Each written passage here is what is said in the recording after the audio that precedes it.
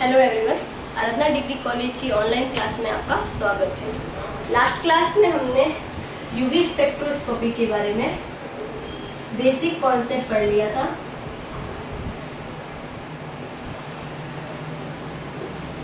ठीक है, इसमें हमने देखा था कि किस तरह से इसमें बेसिक कॉन्सेप्ट हमने देखा था कि किस तरह से ईएमवी जो है, इलेक्ट्रोमैग्नेटिक वेव जो है, वो मैटर के साथ इंटरेक्ट करती है। ठीक है, और मैटर के साथ इंटरेक्शन होने से हमें क्या मिलता है, ग्राफ मिलता है। और इस ग्राफ से फिर इस ग्राफ के अध्ययन को हम क्या कहते हैं, स्टडी को क्या कहा जाता है, स्पेक्ट्रोस्कोपी। और इस ग्राफ को कहा जाता है स्पेक्ट्रम, कहते हैं स्पेक्ट्रम। ठीक है, जो ग्राफ मिलता है हमें डिटेक्टर के अंदर, उस डिटेक्टर में जो ग्राफ मिलेगा उस ग्राफ की स्टडी को कहा जाएगा स्पेक्ट्रोस्कोपी। इस ग्राफ की स्टडी को क्या कहा जाता है, स्पेक्ट्रोस्कोपी। और इस ग्राफ को कहा जाता है स्पेक्ट्रम। ठीक है, ये बेसिक कॉन्सेप्ट हमने पढ़ लिए थे लास्ट क्लास के अंदर। अब क्या होता है कि यूवी स्पेक्ट्रोस्कोपी में जो मैटर है वो क्या करता है, इंस्ट्रूमेंटेशन होता है इस तरह से कि एक सोर्स होगा, स्रोत होगा, स्रोत से एक सैंपल ट्यूब होगी जिसमें हमारा सैंपल रखा हुआ होगा। ठीक है, अब इस सैंपल पे से ईएम को गुजारा जाएगा। ठीक है, इलेक्ट्रोमैग्नेटिक वेव को गुजारा जाएगा।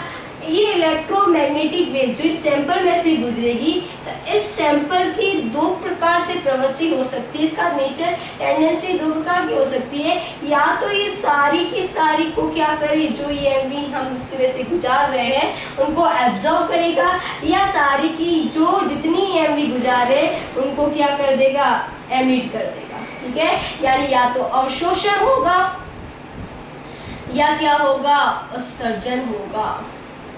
ठीक है, इस तरह से अवशोषण और उत्सर्जन के आधार पर, यानी अगर ये जो ईएम यहाँ से हम डाल रहे हैं, इन ईएम का कंप्लीटली क्या कर दे, ये सैंपल एब्जॉर्ब कर ले, कंप्लीट ईएम को एब्जॉर्ब कर ले, तो हमें जो ग्राफ मिलेगा वो ग्राफ इस टाइप का मिलेगा। यानी पिक मिलेंगे, बहुत ज़्यादा पिक मिलेंगे, ऊपर नीचे इस तरह का ग्राफ मिलेगा। ठीक है, और अगर इसकी या फिर ये पूरा कंप्लीटली से एमिट कर दे, उत्सर्जित कर देंगे ईएम को, तो हमें जो ग्राफ मिलेगा वो किस टाइप का होगा, एक सीधी रेखा होगी और बहुत छोटे छोटे पिक होंगे। ठीक है, या पिक ही नहीं मिलेगी, सीधा रेखा में क्या मिलेगा, ग्राफ मिलेगा। यानी जितनी ईएम को हम यहाँ से ट्रांसमिट कर रहे हैं उन सभी ईएम को ये क्या कर रहा है, उत्सर्जित कर रहा है। ठीक है,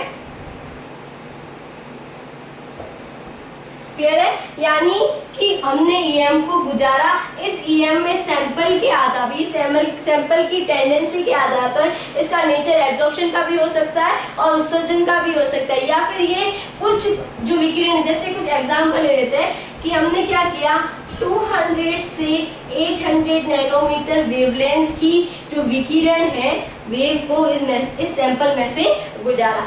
अब इस सैंपल की टेंडेंसी ऐसी है, प्रवृत्ति ऐसी है कि ये सैंपल 300 नैनोमीटर की जो वेव होगी उसे क्या करेगा, एब्जॉर्ब करेगा। तो हमने क्या किया, 200 से 800 के बीच में गुजार रहे हैं। ठीक है, तो अब क्या होगा, ये जो ग्राफ मिलेगा इसमें क्या होगा, हमें उत्सर्जित हो रही है विकिरण, उत्सर्जित हो रही है। ठीक है, उत्सर्जित हो रही है। अब एकदम से जब 300 नैनोमीटर आएगा तो एकदम से हमें ग्राफ में क्या मिलेगा, पिक मिलेगा और इस तरह का ग्राफ प्राप्त होगा। ठीक है, मिलेगा। ओके, तो इसका मतलब कुछ का तो एब्जॉर्प्शन कर दिया और बाकी जो शेष थी उसे क्या कर दिया, एमिट कर दिया। तो ऐसे उस जो स्पेक्ट्रम होता है, इस स्पेक्ट्रम को कहा जाता है उत्सर्जन स्पेक्ट्रम। ठीक है, और ऐसा स्पेक्ट्रम जिसके अंदर क्या होगा कि ये जो ईएमवी जो गुजारी जा रही है इस पदार्थ के द्वारा कंप्लीटली उसका क्या किया जाए, क्या कर दिया जाए, एब्जॉर्प्शन कर लिया जाए। तो इस तरह का ग्राफ प्लॉट करेंगे हम, इसमें कंप्लीटली क्या होगा, एब्जॉर्प्शन होगा। ठीक है, और एब्जॉर्प्शन से हमें पिक मिलेंगे। ठीक है, तो ये ग्राफ कौन सा हो जाएगा, अवशोषण स्पेक्ट्रम। ठीक है, तो यानी विद्युत चुंबकीय विकिरणों का मैटर के साथ जब इंटरेक्शन करवाया जाता है तो इंटरेक्शन के आधार पर जो पदार्थ होता है उस पदार्थ की टेंडेंसी दो प्रकार की हो सकती है, या तो वो अवशोषण करेगा या उत्सर्जन करेगा, और इस अवशोषण और उत्सर्जन के आधार पर हमें दो प्रकार के स्पेक्ट्रम मिलते हैं। इसलिए इसमें से अगर कंप्लीटली उस मैटर के द्वारा अवशोषण हो जाए तो उसे कहा जाता है अवशोषण स्पेक्ट्रम, और कंप्लीटली अवशोषण ना होकर कुछ विकिरणों का अवशोषण हो और शेष यानी रिमेन जो बची है उसका क्या हो, उत्सर्जन हो जाए, तो उसे कहा जाता है उत्सर्जन स्पेक्ट्रम, जिसे डिटेक्टर में डिटेक्ट किया जाएगा और रिकॉर्डर में रिकॉर्ड करके उसका कंप्लीटली स्टडी करके हम क्या करेंगे, जिसे स्पेक्ट्रोस्कोपी कहा जाता है, स्टडी करके उस पदार्थ के बारे में जो हमें सैंपल दिया हुआ है उसके बारे में कंप्लीटली हमें जानकारी मिलेगी। ठीक है,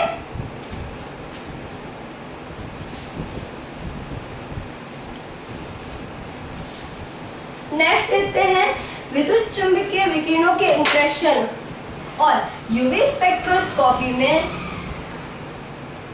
दो नियम दिए गए। स्पेक्ट्रोस्कोपी में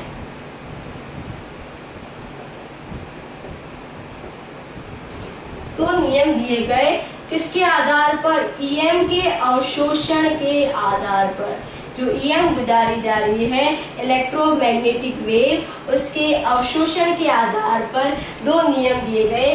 पहला नियम दिया गया बियर लैम्बर्ट लॉ, ठीक है, और एक दिया गया लैम्बर्ट लॉ।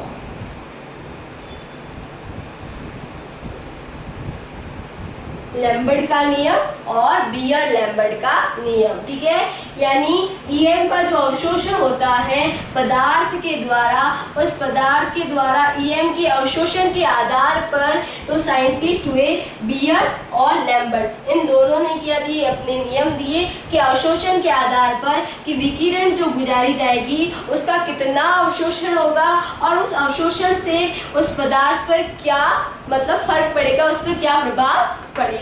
ठीक है, तो पहले देखते हैं बियर लैम्बर्ट का नियम।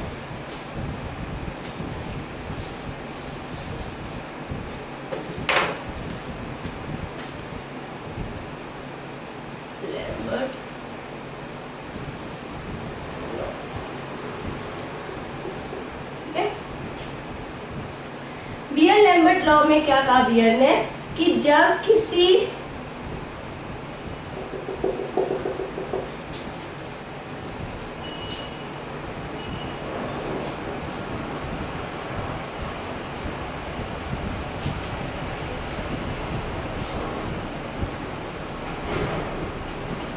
लैम्बर्ट ने कहा कि जब किसी एकवर्णी प्रकाश को, जब किसी एकवर्णी प्रकाश को किसी समांगी अवशोषक में से, किसी समांगी अवशोषक में से गुजारा जाता है, जब किसी एकवर्णी प्रकाश को किसी समांगी अवशोषक में से गुजारा जाता है तो उस समांगी अवशोषक में गुजारने पर उस पदार्थ की दूरी के साथ, उस पदार्थ की दूरी के सापेक्ष उसकी तीव्रता में क्या होती है, कमी होती है, और तीव्रता में आई ये कमी किसके समानुपाती होती है, उस पदार्थ की सांद्रता के एवं उस पदार्थ की तीव्रता के, उस जो इंटेंसिटी ली हुई है उसकी क्या होती है, समानुपाती होगी। यानी बियर ने क्या कहा, देखो लैम्बर्ट ने कहा था, लैम्बर्ट का लॉ था एक पदार्थ के लिए, बियर ने क्या कहा कि पदार्थ प्लस पदार्थ का क्या लेंगे हम, सॉल्यूशन। ठीक है, उसका विलयन बनाएंगे। ठीक है, उस विलयन से फिर क्या किया जाएगा, एकवर्णी प्रकाश को गुजारा जाएगा।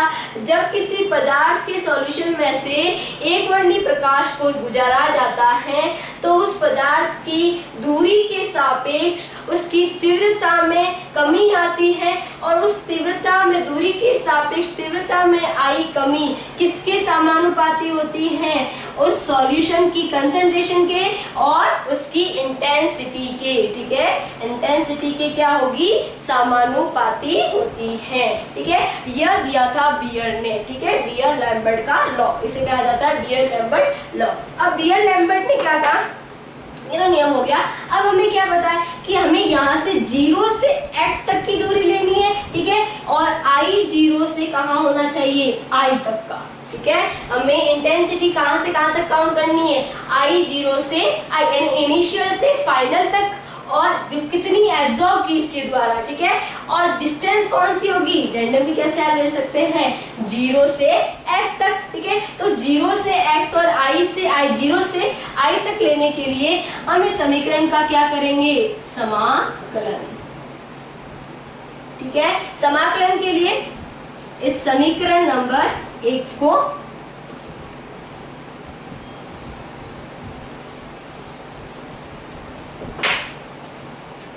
समीकरण क्या है? डी अपॉन डी एक्स, ठीक है, डायरेक्टली प्रोपोर्शनल टू सी और आई, ठीक है।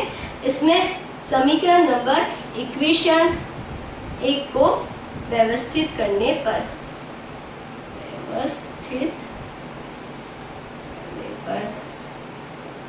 ठीक है, तो ये क्या हो जाएगा? डी आई अपॉन आई, ठीक है, और यहाँ आ जाएगा प्रोपोर्शनल का साइन हटा के क्या लगा देंगे? प्रोपोर्शनल कांस्टेंट, ठीक है, के। ये हो जाएगा माइनस, और यहाँ आ जाएगा c और dx, ठीक है। अब इसका समाकलन करेंगे, D I upon I minus बाहर आ जाएगा के सी डी एक्स, ठीक है। हमें कहाँ से कहाँ तक करना है? I 0 से I तक, तो I 0 से कहाँ तक हो जाएगा? I, ठीक है। और इसमें हो जाएगा कहाँ से? 0 से x, ठीक है। अप्लाई करेंगे, फॉर्मूला होता है 1/x का लॉग होता है, समाकलन होता है log x, ठीक है। तो इसका समाकलन क्या हो जाएगा? I 0 I log, ठीक है,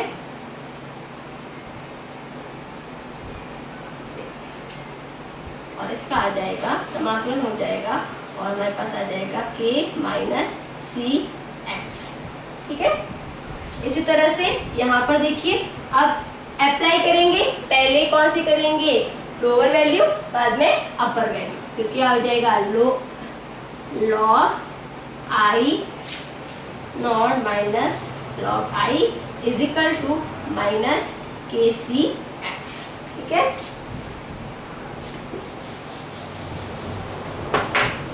इसके बाद log I minus I is equal to K C x. इसके अंदर मैक्सिमम फॉर्मूला होता है कि log a minus log b, ठीक है, log a minus log b, तो क्या हो जाएगा? log a बटा b, ठीक है। इसमें क्या होगा? log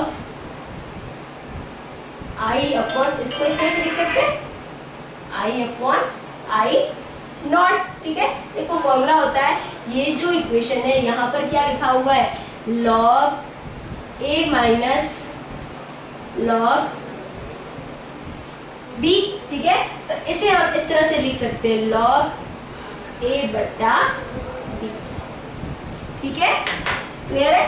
इसे इस तरह से लिखा जा सकता है, तो यहाँ पर log I upon I not is equal to minus K C X, ठीक है। यहाँ पर ये यहाँ आएगा, ठीक है, ओके। और यहाँ पर आ जाएगा log I upon I not is equal to, अब यहाँ पर हमने log का बेस लिया है e, ठीक है, log का बेस क्या लिया है? e। अब ई बेस को जब हम किस में कन्वर्ट करेंगे, 10 में, ई बेस को किस में कन्वर्ट करेंगे, 10 में, तो 2.303 से क्या करेंगे, मल्टीप्लाई करेंगे। तो यहाँ पर 2.3303 से मल्टीप्लाई कर देते हैं, 2.303 log I upon I not is equal to minus KCX। अब यहाँ पर 2.3 इस डिजिट को हमने कहाँ ला लिया, इधर, ठीक है। तो ये आ जाएगा log I upon I not is equal to minus KCX upon 2.303, ठीक है। Minus alpha is equal to होता है minus KCX upon minus K upon 2.303, ठीक है। Alpha is equal to value क्या होती है, अल्फा एक कांस्टेंट है जो किसके बराबर होता है, माइनस K अपॉन 2.303 के, ठीक है। तो अब माइनस क्या हुआ, माइनस K अपॉन 2.303 जो है वो किसके बराबर है, अल्फा के बराबर है। तो यहाँ समीकरण 2 के अंदर हम यहाँ पर KCX की जगह इस वैल्यू की जगह क्या रख सकते हैं, अल्फा रख सकते हैं। तो हमारे पास क्या आ जाएगी, टर्म कौन सी आ जाएगी, log I upon I not is equal to alpha CX, ठीक है। अब x जो है ये क्या है, एक दूरी तो है, डिस्टेंस है, डिस्टेंस है, तो इसका मतलब क्या हुआ, x की जगह हम l लिख सकते हैं, ठीक है। x इज इक्वल टू क्या लिख सकते हैं, l, ठीक है। तो यहाँ x की जगह हमने क्या यूज कर दिया, log I upon I not is equal to alpha CL, ठीक है। अब log I upon I not is equal to होता है A, क्या, अवशोषकता, इसे कहते हैं अवशोषकता या एब्जॉर्बिविटी और ठीक है, ठीक है, एब्जॉर्बिविटी। लॉग, अब यहाँ पर लॉग ये वाली वैल्यू आ गई हमारे पास, log I upon I not is equal to क्या होता है, A।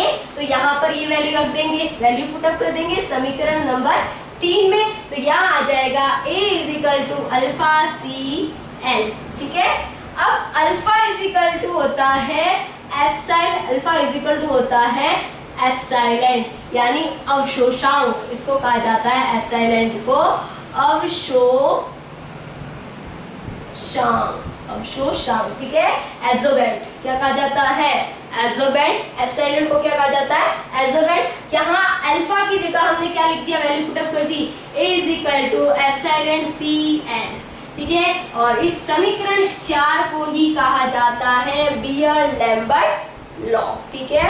एक बार फिर से समझ लीजिए कि क्या किया हमने, कि बियर ने बोला था कि किसी भी जब एकवर्णी प्रकाश को किसी पदार्थ में से गुजारा जाता है तो उस पदार्थ की मोटाई के साथ साथ उस पदार्थ की जो तीव्रता है, प्रकाश की तीव्रता है, उसमें कमी आती है, ठीक है। पदार्थ की मोटाई के साथ साथ उस पदार्थ की प्रकाश की तीव्रता में क्या आती है, कमी आती है। और ये आई कमी किसके सापेक्ष, दूरी के सापेक्ष आई कमी उसकी सांद्रता के और फाइनल इनिशियल वेलोसिटी इंटेंसिटी की क्या होती है, फाइनल इंटेंसिटी के क्या होगी, डायरेक्टली प्रोपोर्शनल होती है, ठीक है। ये कहा था लैम्बर्ट ने, बियर ने कहा था, ठीक है। लैम्बर्ट ने तो ये कहा था कि किसकी डायरेक्टली प्रोपोर्शनल होगी, DI upon DX directly proportional होती है I के, ये कहा था लैम्बर्ट ने, ठीक है। अब बियर ने क्या कहा कि जो सापेक्ष, अब इसको क्या कहा, हमने क्या कहा कि 0 से x तक की, हमें सिर्फ I की वैल्यू नहीं चाहिए या सिर्फ x तक की नहीं चाहिए, हमें 0 से x तक की वैल्यू चाहिए और I इनिशियल से I फाइनल तक की चाहिए, ठीक है। फाइनल तक की वैल्यू तीव्रता क्या थी, I इनिशियल से I फाइनल और 0 से x तक की वैल्यू चाहिए, इसलिए हम क्या करेंगे, इस समाकलन करेंगे। इंटीग्रेशन किया जाएगा। ठीक है, तो इंटीग्रेशन करने के लिए पहले तो हमने समानुपाती का निशान हटा दिया। जब भी कोई समानुपाती का निशान हटता है तो एक क्या लगता है, कांस्टेंट। ठीक है, तो k कांस्टेंट हो गया यहाँ पर। अब समीकरण को हमने क्या कर दिया, व्यवस्थित कर दिया, क्योंकि हमें समाकलन अलग अलग करना पड़ेगा। डी और i का करेंगे, ठीक है, और dx का अलग से हो जाएगा। अब यहाँ पर देखो डी का समाकलन हुआ। अब हमें कहां से कहां तक समाकलन करना है, i से i यानी इनिशियल से फाइनल तक, और यहाँ पर करना है 0 से x तक। ठीक है, अब यहाँ पर हमने 0 से x तक समाकलन कर दिया। हम जानते हैं कि k 1/x का समाकलन होता है log x। किसी वैल्यू 1/x का समाकलन क्या होता है, log x होता है। ठीक है, तो यहाँ पर क्या हो गया, 1/x का यानी di/i का समाकलन क्या हो जाएगा, log i। ठीक है, यहाँ पर इसका समाकलन क्या हो जाएगा, x हो जाएगा। अपर वैल्यू लोअर वैल्यू अप्लाई करेंगे तो हमारे पास x वैल्यू आएगी। ठीक है, इसी तरह से यहाँ पर देखो, यहाँ पर हमने क्या किया, पहले अपर वैल्यू फिर लोअर वैल्यू अप्लाई की। ठीक है, अप्लाई करने से हमारे पास ये इक्वेशन आई, और इस इक्वेशन को हमने क्या कर दिया, हमारे पास फॉर्मूला होता है कि log a minus log b क्या होता है, log a/b। ठीक है, तो यहाँ पर आ गया log a/ यहाँ पर हमने ले लिया अपर वैल्यू माइनस लोअर वैल्यू। ठीक है,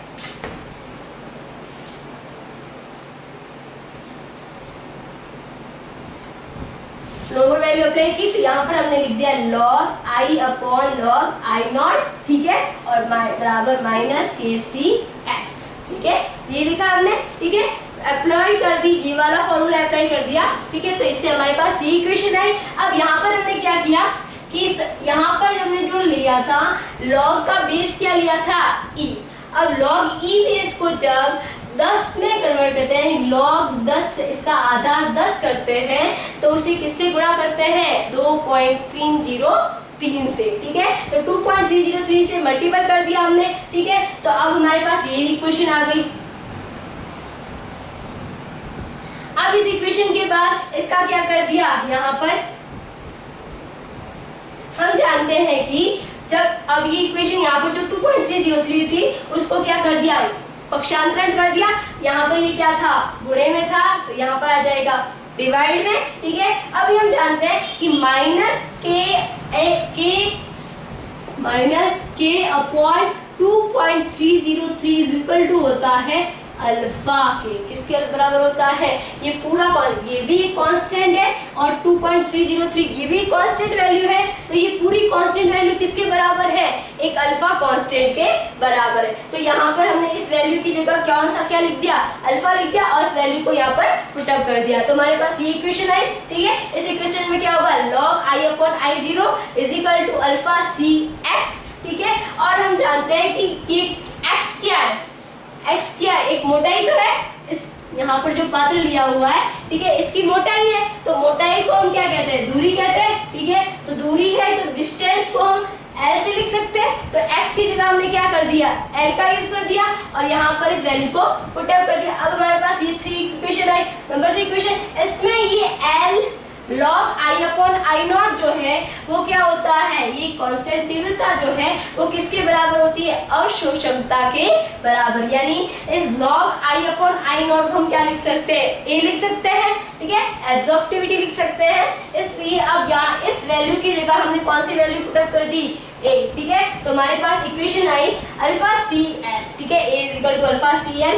अल्फा क्या होता है, अवशोषांक। अल्फा क्या है, एक अवशोषांक। इसलिए यूवी स्पेक्ट्रोस्कोपी में हम इस अवशोषांक को किससे यूज करते हैं, किससे रिप्रेजेंट करते हैं, एप्सिलॉन से। किससे रिप्रेजेंट करेंगे, एप्सिलॉन से। यानी समीकरण 5 क्या है, a is equal to epsilon multiple cl। ये क्या है, बियर लैम्बर्ट लॉ। ठीक है, इसका जिसमें a इज इक्वल टू क्या है, अवशोषकता, एप्सिलॉन है अवशोषांक, और पदार्थ की सांद्रता, और l है उस सैंपल की दूरी, तय की गई दूरी। ठीक है, क्लियर है, यहाँ तक समझ में आ गया आपको।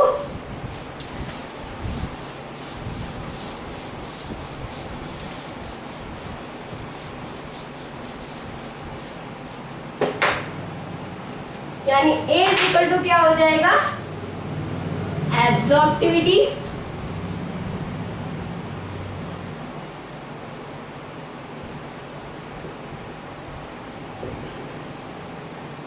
इज इक्वल टू क्या है, सांद्रता, और L इज इक्वल टू क्या है, पदार्थ में प्रकाश द्वारा तय की गई दूरी। अब देखो हम यूज कर रहे हैं इंटेंसिटी वर्ड, यानी तीव्रता। क्या होती है तीव्रता, कि किसी भी पदार्थ पर एक पर्टिकुलर एरिया पर परपेंडिकुलर प्रति सेकेंड में आने वाली फोटोन की संख्या। किसकी संख्या, फोटोन की, ठीक है। यानी तीव्रता क्या होती है, किसी पर्टिकुलर एरिया पर प्रति सेकेंड के अंदर परपेंडिकुलर यानी लंबवत आने वाली जो नंबर ऑफ फोटोन है, फोटोन की जो संख्या है, उसे कहा जाता है इंटेंसिटी या प्रकाश की तीव्रता।